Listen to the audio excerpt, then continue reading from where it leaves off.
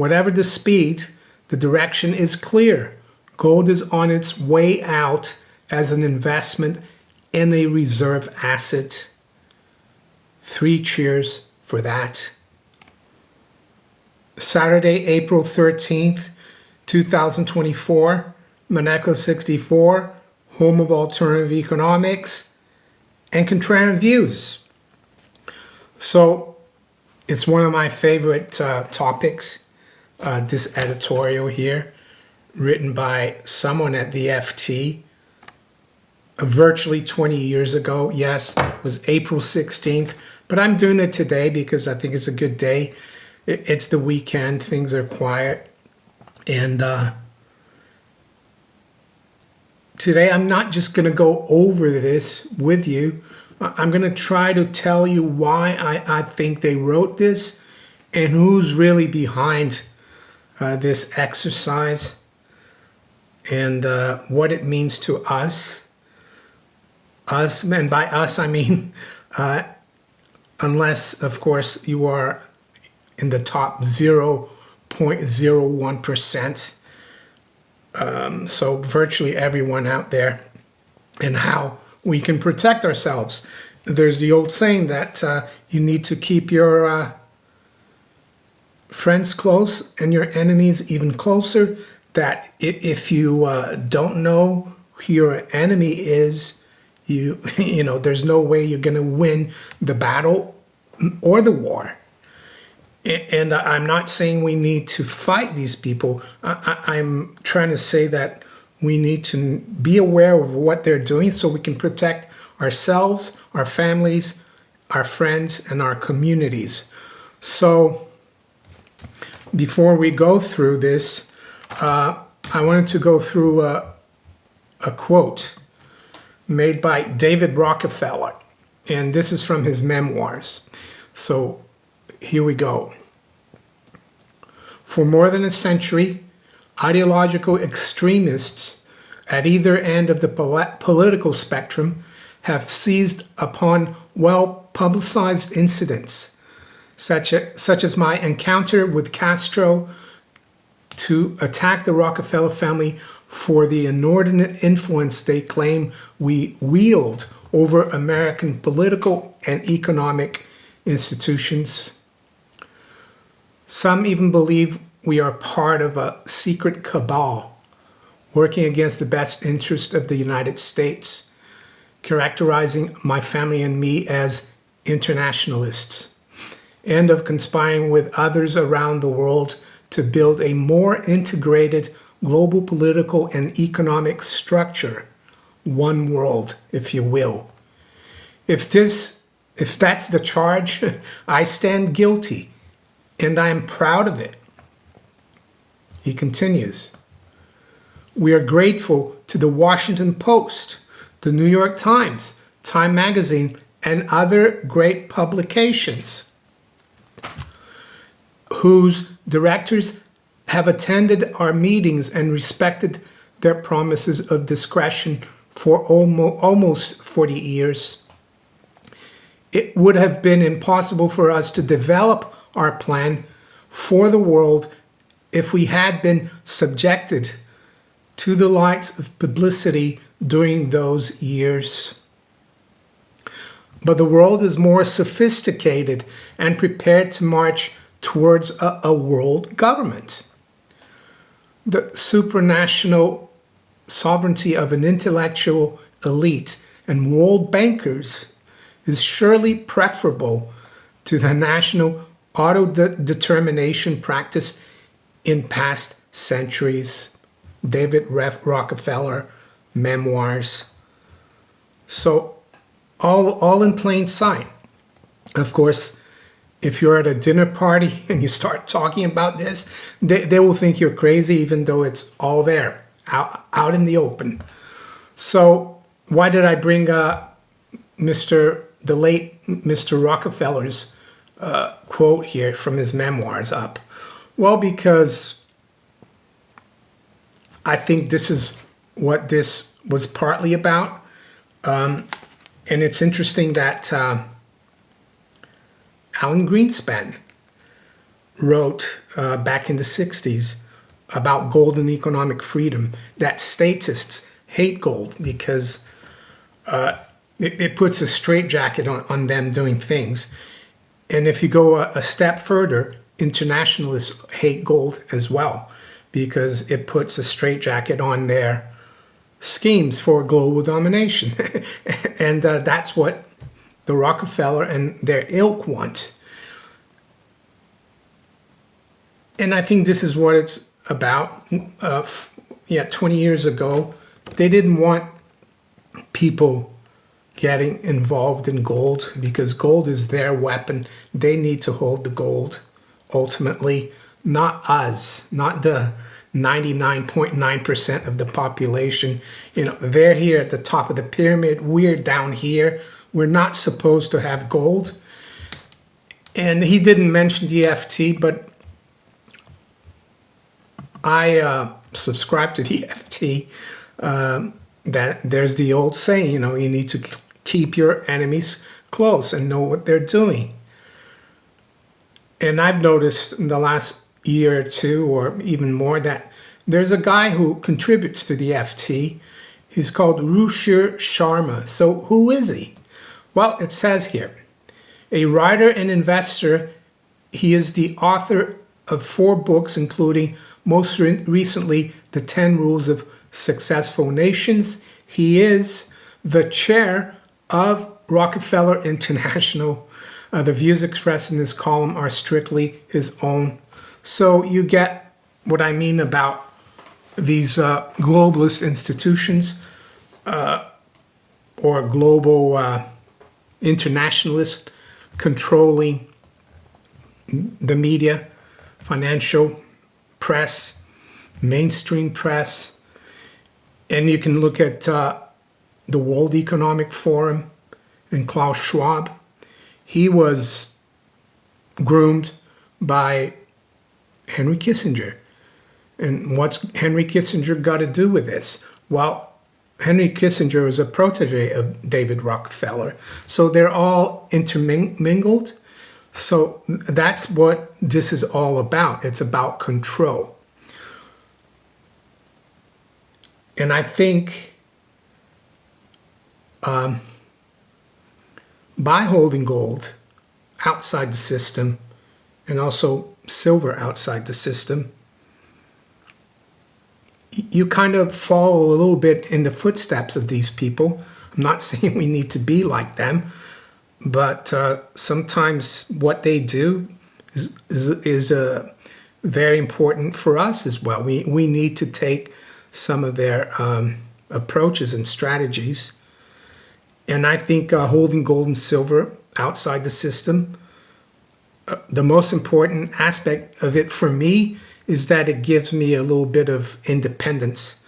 I'm not reliable on financial institutions, on governments, and they're very liquid monetary commodities, and that's why, that's the reason for, the big reason I think for having some gold. It's not to trade it around to make fiat currency. You can do that with the miners, and I'm not saying you should hide all your gold in the back garden or something, but I think you should consider the dirty man's safe. Bury your treasures, not your fears. Discover the power of Dirty Man's Safe. I've been affiliated with them for almost a year now. So all you need to do is to sign up, receive a special gift when you order, and get 10% off with my affiliate link, which is in the description. Just wanted to put that out there. I'm not saying you should put all your valuables in the safe and bury it somewhere, but it's good to have a little bit of diversification. So this is not a video or a report to brag about the fact that the gold price has gone up $2,000 since this was written. yesterday. I think we got up to comfortably above 2,400. Yes, it dropped at the end of the day, and so did silver. It's normal. It's going to get even wilder, in my opinion, the movements in the foreign exchange market, because that's where gold and silver are traded. And it's not really gold and silver that are volatile. It's the fiat currencies. But I wrote here when I cut off this editorial that it was FT editorial, April 16th, 2004, and the price on that day was around $400.65, as you can see here. So we've gone up more than $2,000 since the FT said it, said the pointlessness of holding bullion continues to sink in. So what do I think this movement in price of gold signifies? A few things. First is that man and technocratic institutions, of which Mr. Rockefeller points out, internationally banker-controlled technocracy, they will never succeed. And gold is the complete antithesis of that. Gold and silver both are relatively free market money, which these people don't like because they can't really control all the gold and silver.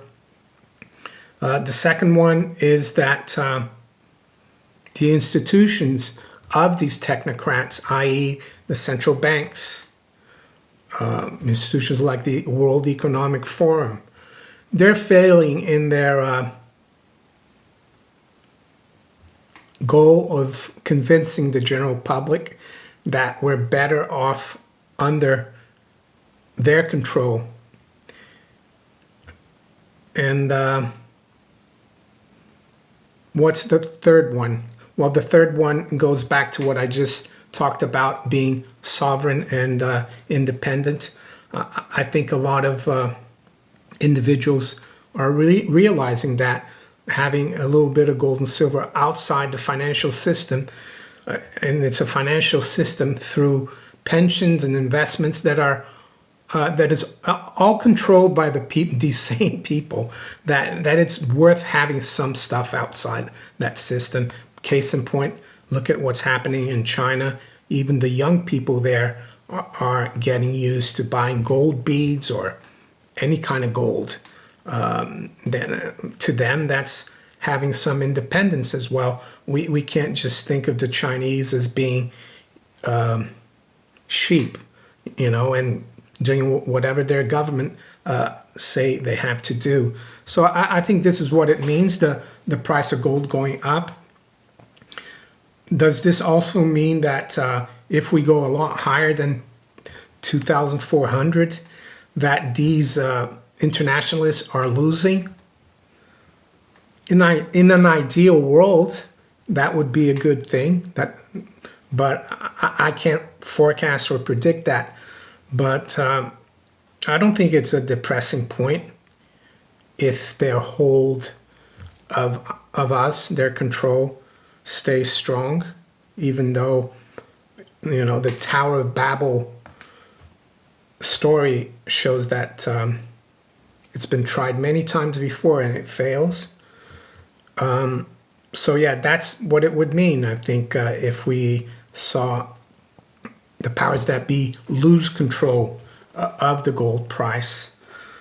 But again, I'm not saying that's going to happen, but it doesn't mean to say that you can't protect yourself. So what I'm going to do really is read this now, but I'm also going to put it here so you can pause this video and just read it yourself. So here we go. Going gold. The pointlessness of holding bullion continues to sink in.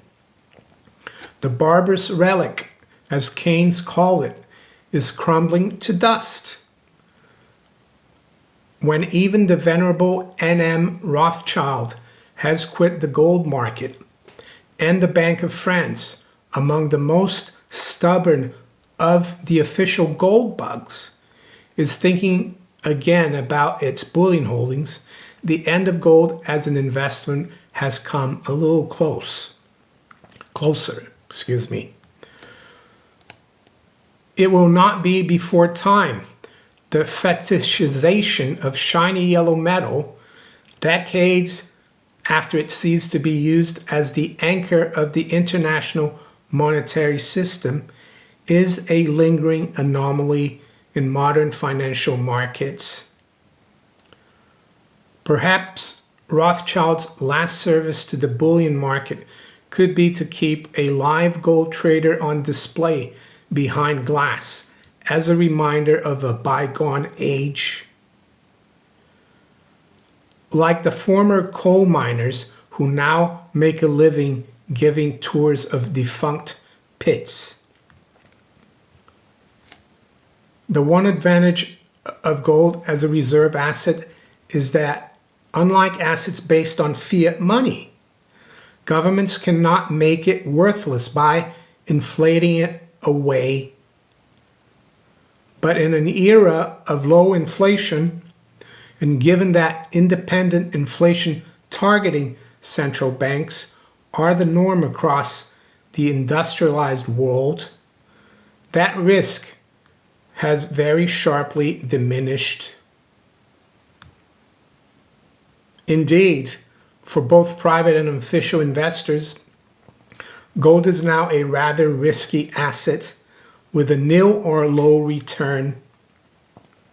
The intrinsic value of gold determined by its use in various industrial processes is well below its market price. Gold does not grow, so its value to any one investor as an asset is dependent on other investors also holding it as an investment asset. The gold price hangs precariously by its own bootstraps. For private investors to hold gold on this basis is their own foolish affair. For central banks and governments to hold it as a reserve asset is a betrayal of the public on whose behalf they are acting. Despite recent sell-offs, governments and central banks still hold about a fifth of the world's bullion. Their large holdings relative to the size of the market by themselves make gold particularly ineffective as a reserve asset. The very act of selling of bullion on any large scale to raise cash will itself drive down the price. This danger was amply demonstrated by the UK's unhappy experience of trying to sell some of its gold holdings announced in 1999 in a sensibly open and transparent fashion. The sales sparked such a fall in the global bullion price that a group of central banks signed a concord limiting such sales. That has recently been superseded by a new agreement providing for limited official sales. Given the pointlessness of holding gold, the speed of its official sell-off scarcely matters unless leaching the gold into the market bit by bit somehow maximizes the return to the public purse by limiting the impact on the price. That would imply some irrationality on the part of the market, but then holding gold is irrational in the first place. Perhaps the central banks are right to go slowly. Whatever the speed, the direction is clear. Gold is on its way out as an investment in a reserve asset. 3 cheers for that. So there you go. Yeah, I remember that editorial. I remember the day I read that still very vividly. And I was going to work in the city of London. I was on the platform waiting for my train around 6 in the morning. I just bought the paper FT. We didn't really have iPhones and apps at the time. We still read the paper.